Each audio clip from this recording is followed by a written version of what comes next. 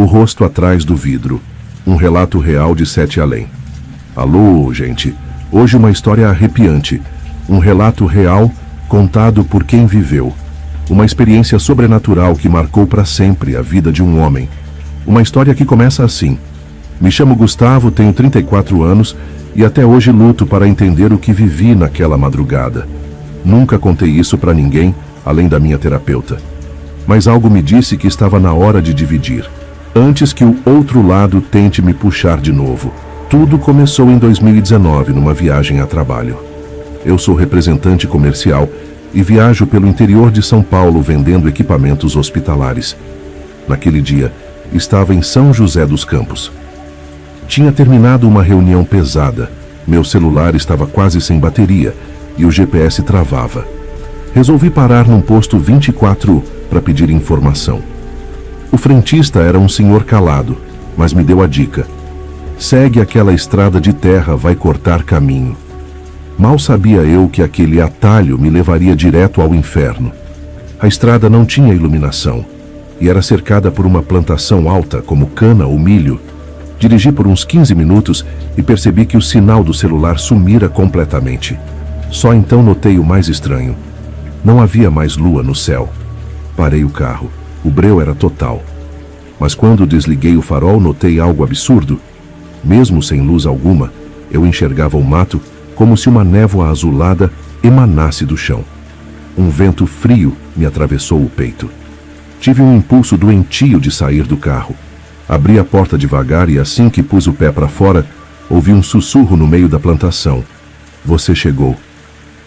Aquilo não era o som do vento. Era uma voz baixa, rouca, carregada de dor. Recuei. Entrei no carro de novo e tentei dar a ré. Nada. O carro simplesmente morreu. Olhei no retrovisor e vi alguém parado atrás, mas tão distante que parecia estar dentro de uma miragem. Era uma silhueta escura, imóvel como se me observasse. Peguei o celular, mas a tela estava congelada com um símbolo que nunca vi.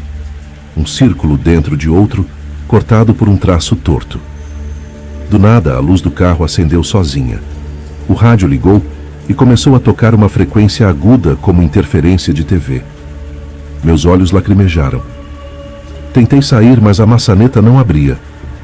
Foi quando olhei para o vidro da porta do passageiro e vi um rosto ali. Não era reflexo. Era como se a face estivesse do outro lado do vidro. Pálida, olhos negros como carvão e um sorriso aberto demais. Sem mexer os lábios, ele disse na minha mente: Você cruzou. Agora vai ver. Fui tomado por um enjoo absurdo. Pisquei e quando abri os olhos não estava mais no carro. Estava num corredor branco, mofado, com luzes piscando. Parecia um hospital abandonado. E havia gente lá, mas não era gente. Eles se moviam em grupos com os rostos borrados, como se estivessem em movimento constante, mesmo parados. Alguns falavam entre si com uma língua que eu não conhecia, mas entendia o significado. Chegou mais um. Tentei fugir, mas minhas pernas mal se moviam, como andar em sonho. Meus passos eram lentos enquanto eles vinham rápido, deslizavam, contorcendo os corpos, como se não tivessem ossos. Um deles chegou perto e me tocou o ombro. Era frio como gelo seco. Aquela coisa me olhou bem nos olhos e disse: Você está em Sete Além. Agora falta pouco. E sumiu diante de mim como fumaça sendo sugada. Foi aí que percebi que meu corpo começava a se dissolver também. Minha mão ficou transparente, depois os braços. Foi quando ouvi gritos. Alguém chamava meu nome. Uma voz humana, forte, familiar. Gustavo, acorda, acorda. Eu senti uma força puxando meu corpo para trás, como se alguém me arrastasse pelos pés. Num estalo, acordei dentro do carro. Suado, o motor funcionando, o rádio desligado. Estava amanhecendo. A estrada de terra não levava a lugar nenhum, apenas uma cerca de arame farpado e uma placa velha. Propriedade particular. Não entre. Voltei para a cidade em choque. Fiquei 2 dias sem falar nada. Depois fui atrás de relatos semelhantes e descobri Sete Além. Pessoas que dizem ter cruzado para um outro plano sempre por breves instantes. Mas muitos não voltam. Depois disso, minha vida nunca mais foi a mesma. Comecei a ver vultos no espelho, sons estranhos ao deitar. O rosto no vidro aparece de novo às vezes, especialmente às 3h33 da madrugada. Ele sussurra: logo, logo você volta. Eu não quero que ninguém acredite em mim, só quero avisar. Se estiver na estrada e alguém te mandar por um atalho, não vá, não pare, não olhe para o mato. E pelo amor de Deus, nunca responda a uma voz que você não vê, porque em Sete Além eles veem tudo e esperam por você. Esse foi mais um relato impressionante. Quem ouviu jamais vai esquecer. O túmulo esquecido da cripta de São Vicente. Meu nome é Daniel. Tenho 34 anos. O que vou relatar aqui neste espaço sombrio que tanto respeito é algo que mudou, ou melhor, destruiu a minha vida. Há pouco mais de um ano participei de uma expedição arqueológica. Num antigo cemitério subterrâneo, escondido sob as ruínas da igreja de São Vicente. Uma estrutura medieval esquecida, localizada em uma vila remota no interior de Portugal. A princípio parecia apenas mais um trabalho. Eu e minha equipe estávamos acostumados a explorar criptas antigas, registrando epitáfios, coletando artefatos para os museus da região. Mas havia algo naquele lugar, um peso no ar. Um frio que não vinha do ambiente, mas da própria terra. Como se fosse uma advertência silenciosa. Um convite velado à loucura. Na manhã do segundo dia, descobrimos uma passagem escondida, atrás de um altar esculpido em pedra calcária. Coberto de símbolos desgastados, quando removemos a parede falsa, revelamos uma escadaria em espiral, que parecia descer para as entranhas da própria terra. Não havia registros dela em nenhum dos mapas antigos da igreja. Foi nesse momento que deveríamos ter parado. Mas claro, não paramos. Ao pisarmos no primeiro degrau, uma corrente de ar gélida impregnada com o odor acre da decomposição subiu violentamente, apagando instantaneamente nossas lanternas. Ficamos alguns minutos em completo breu, até que um a um conseguimos religar os equipamentos. O estranho é que, desde aquele momento, mesmo com a luz, tudo parecia cinza, como se a escuridão impregnasse até as cores. Isso não está certo, murmurou Joana, uma das arqueólogas do grupo, enquanto descíamos lentamente, iluminando as paredes de pedra cobertas por musgos e inscrições ancestrais. Esses símbolos eu não reconheço. Não são cristãos, nem pagãos, completou com a voz trêmula.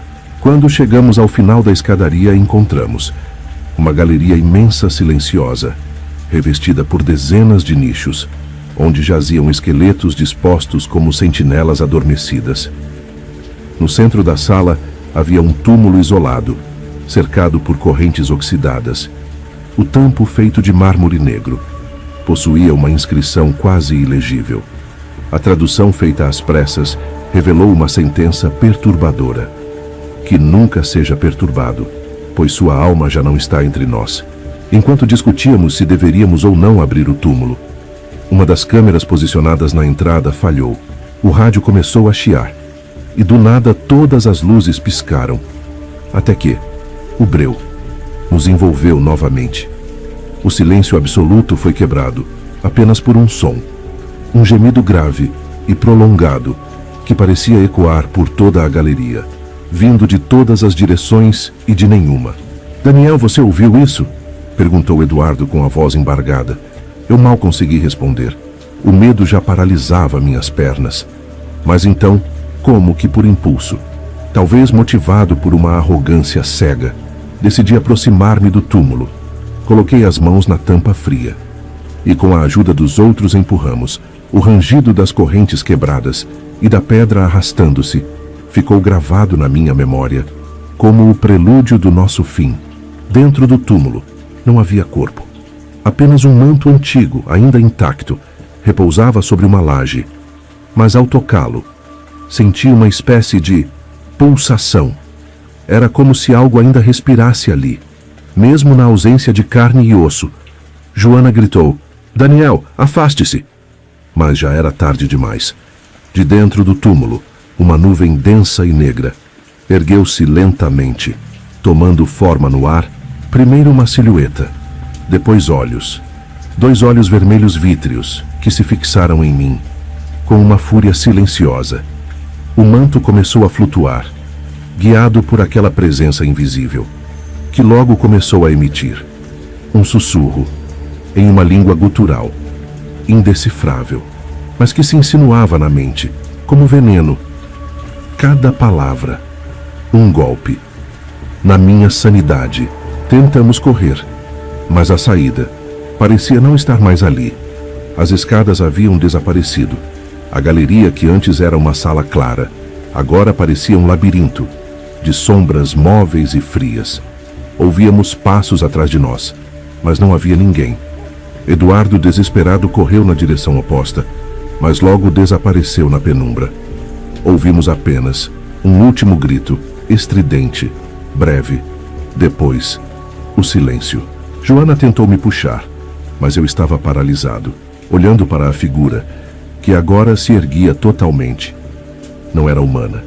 Era como uma sombra sólida, com tentáculos etéreos, que se arrastavam pelo chão de pedra, sugando a luz, o calor, a própria vida. A última coisa que me lembro, antes de perder os sentidos, foi de sentir uma mão invisível agarrar meu pescoço e me puxar em direção àquela coisa. Quando acordei, estava na entrada da cripta, sozinho. As câmeras estavam destruídas, os rádios quebrados, e meus colegas, desaparecidos. Nenhum sinal deles foi encontrado, apesar das buscas incessantes, feitas pelas autoridades locais. Durante o interrogatório, tentei explicar, mas quem acreditaria? Até hoje, sou visto como o único sobrevivente de uma tragédia inexplicável. Mas eu sei a verdade e não posso dormir desde então, pois toda noite, no silêncio mais profundo, escuto aquele sussurro, aquela maldita voz que me chama pelo nome. Daniel, Daniel, volte. O túmulo está aberto e a alma nunca esteve lá. O turno da madrugada no depósito subterrâneo. Olá, contos da cripta. Me chamo Henrique e o que vou contar para vocês me atormenta há meses. Não compartilhei com ninguém além de vocês. Preciso tirar isso da minha cabeça antes que eu enlouqueça de vez. Trabalho como vigia noturno em um imenso depósito subterrâneo de uma grande empresa de logística. Não posso revelar nomes, nem sei se deveriam saber. O depósito fica abaixo de uma área industrial, em uma zona quase deserta da cidade. São 5 níveis de armazenamento, todos interligados por elevadores de carga. É silencioso demais, frio demais, e a iluminação é precária mesmo sendo tudo novo. Durante o dia, centenas de pessoas transitam, mas à noite só restava eu e mais alguma coisa. Meu turno começava sempre à meia-noite e terminava às 6 da manhã. O protocolo exigia que eu fizesse uma ronda completa em cada nível de hora em hora, para verificar se as cargas estavam intactas e se não havia sinais de arrombamento. Nos primeiros meses, era tranquilo até relaxante. Mas naquela noite, naquela maldita noite, tudo mudou. Eram 2h17 da madrugada, quando o alarme do nível -4 disparou. Um som metálico grave ecoando por todo o complexo. Corri até a sala de controle e chequei as câmeras. Nada, nenhum movimento. Apenas caixas empilhadas e sombras estranhas, que pareciam se mover de um quadro para o outro. Achei que fosse falha das câmeras, coisa comum por lá. Mesmo com o coração acelerado, peguei meu bastão de choque e desci pelo elevador até o nível -4. Quando as portas se abriram, o silêncio me engoliu de um jeito que eu nunca tinha sentido. Nem o som das engrenagens, nem o eco dos meus próprios passos. Só o cheiro de metal oxidado e poeira úmida. Algo estava fora do lugar, mas eu não sabia exatamente o que. Comecei a andar entre as fileiras de contêineres, a luz do teto piscando ocasionalmente, criando efeitos grotescos nas paredes. Foi então que ouvi um sussurro. Não sei dizer o que era. Uma voz rouca baixa que parecia repetir meu nome. Henrique. Parei na hora. Olhei para todos os lados, mas não havia ninguém. O rádio estava mudo. Tentei me convencer de que era coisa da minha cabeça, mas os sussurros continuaram, agora mais fortes, mais perto. Henrique, Henrique. Girei sobre os calcanhares, tentando encontrar a origem daquilo, mas só via o corredor interminável, de caixas e mais caixas, todas etiquetadas com códigos e números, que agora pareciam símbolos indecifráveis. De repente, a lâmpada acima de mim explodiu com um estalo seco. Fragmentos caíram no chão. Aquele estrondo ecoou pelo depósito, fazendo um som que parecia um grito abafado. Foi quando eu vi, entre duas pilhas de contêineres, uma figura, alta, magra demais, com braços longos, anormalmente longos, e uma pele que parecia... Não parecia pele humana. Eu congelei. Meu instinto gritava para correr, mas minhas pernas simplesmente não respondiam. A coisa deu um passo à frente, saindo da sombra, revelando uma cabeça disforme, sem olhos, apenas uma fenda larga que se abria, como um sorriso, mas sem dentes, só um buraco escuro e profundo.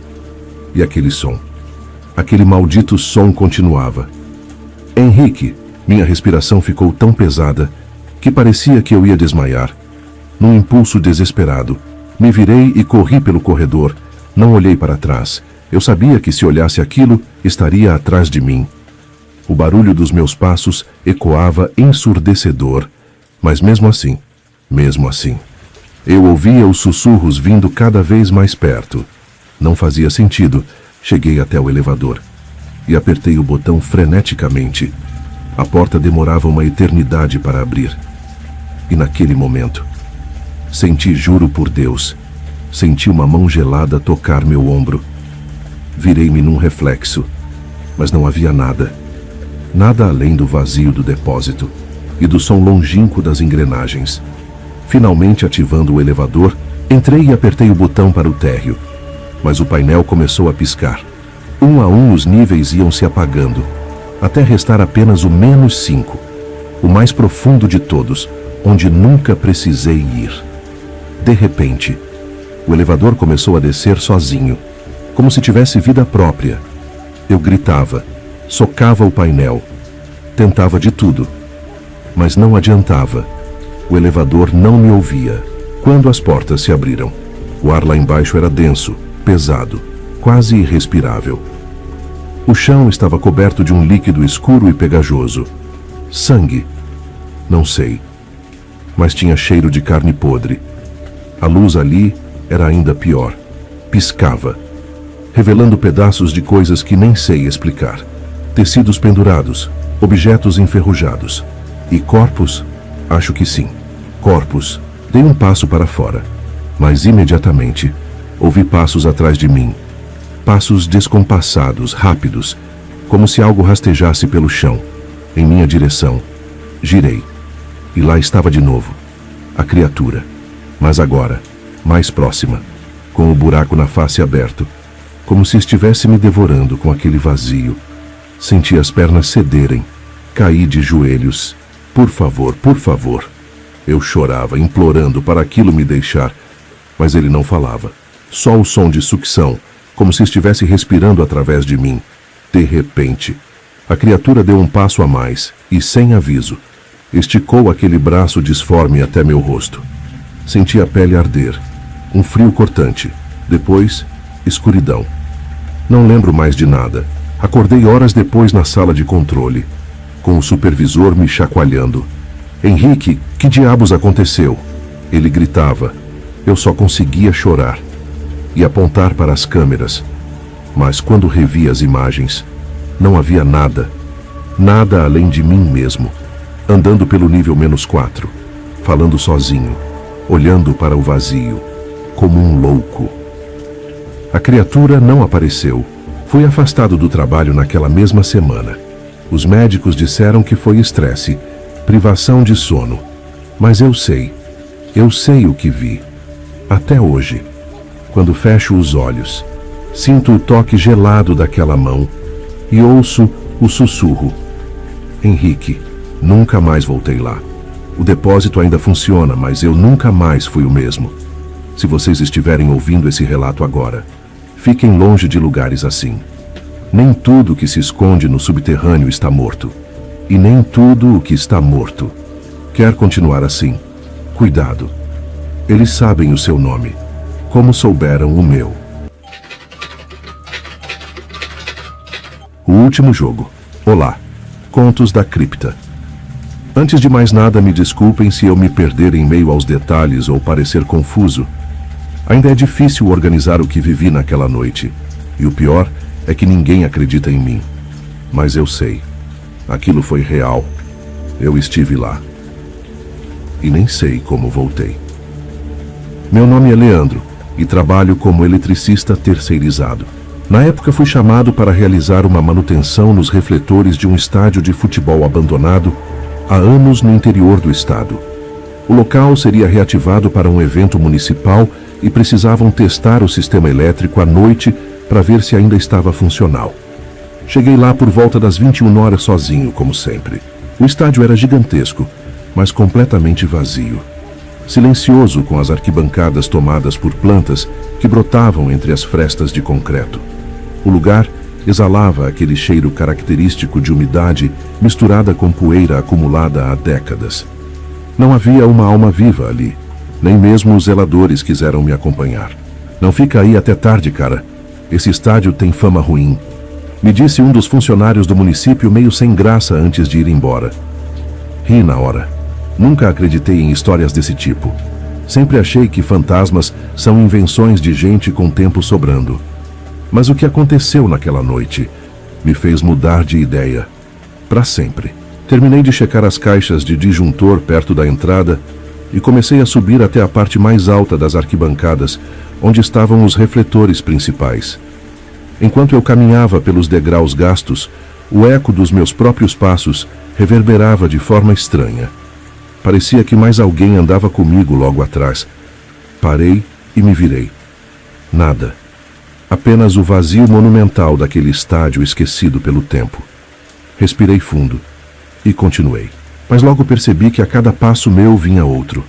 Um pouco atrasado, como se alguém me imitasse escondido. Deve ser o som batendo na estrutura. Pensei tentando forçar um sorriso nervoso. Ao chegar no topo, acionei o sistema e, para minha surpresa, os refletores ainda estavam parcialmente funcionando. Alguns estalos faíscas, e metade do campo se iluminou com aquela luz branca, fria e opaca. O restante permaneceu na penumbra. Olhei lá de cima e juro, vi algo se mexer no centro do gramado. Inicialmente achei que fosse um cachorro ou algum outro animal. O mato estava alto e irregular, mas aquela coisa se movia de maneira estranha, como se não andasse, mas deslizasse. Franzi a testa, apertei os olhos, e foi quando percebi que não estava sozinho. Havia várias figuras espalhadas pelo campo. Pareciam jogadores, enfileirados, imóveis, com uniformes antigos, rasgados, cobertos por terra e musgo. Fiquei paralisado, sem conseguir acreditar no que estava vendo. Até que, de repente, um apito agudo ecoou no ar vindo de lugar nenhum. E aquelas figuras começaram a se mover. Marchavam lentamente como se estivessem retomando posições. De um jogo interrompido há muito tempo. Suas cabeças pendidas, seus corpos deformados. Como se fossem cadáveres desenterrados. Senti o sangue gelar, não podia ser real, mas era... Eu estava assistindo ao que parecia. O último jogo. Ei, tem alguém aí? Gritei tentando quebrar aquela cena macabra. Mas as figuras não reagiram à minha voz. Continuaram uma após a outra ocupando seus lugares, enquanto uma névoa rasteira começava a surgir entre as traves enferrujadas do gol. Eu precisava sair dali. Mas minhas pernas não se mexiam. De repente, uma luz forte me atingiu os olhos, como se todos os refletores tivessem acendido ao mesmo tempo, iluminando o campo inteiro. Fui obrigado a proteger o rosto com o braço, cego por alguns segundos. Quando consegui enxergar, eles estavam me olhando. Todos. Os jogadores. Os torcedores invisíveis. Sim, porque agora eu podia ouvir claramente o som abafado de uma torcida, cantando, gritando, como se o estádio estivesse lotado outra vez. O barulho era ensurdecedor, mas não havia ninguém nas arquibancadas além de mim. Só aquele eco de vozes, fantasmagóricas, preenchendo cada canto do concreto velho. Desci os degraus correndo, tropeçando, mas o som da torcida só aumentava. Comecei a ouvir cânticos antigos, narrações distorcidas, como se rádios de outras épocas estivessem todos ligados ao mesmo tempo. E no centro do campo, a bola foi rolada. Um jogo começou diante dos meus olhos.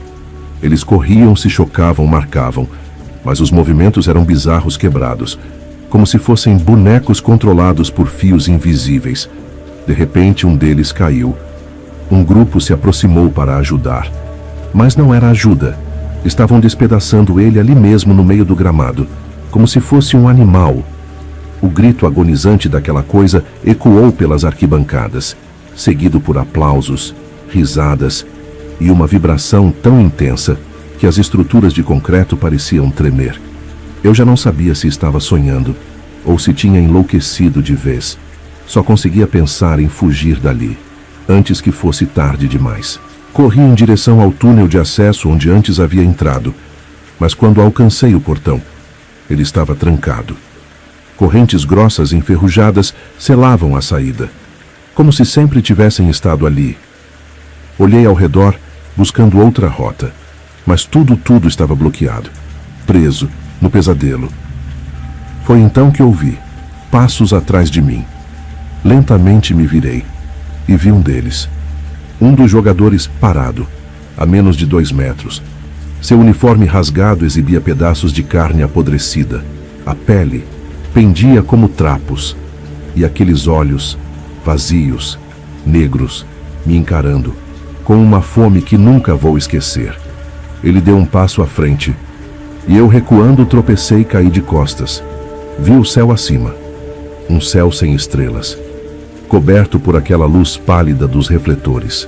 O jogador se aproximava, e atrás dele, todos os outros, vindo em minha direção, numa marcha lenta, inevitável, como um exército de mortos. Por favor, não, supliquei, sem saber se falava alto ou só pensava. Meu corpo inteiro tremia, mas eles não paravam, se aproximaram, até me cercar completamente. Eu podia sentir o cheiro pútrido, a podridão, e então, um deles estendeu a mão, não para me atacar, mas para me entregar a bola.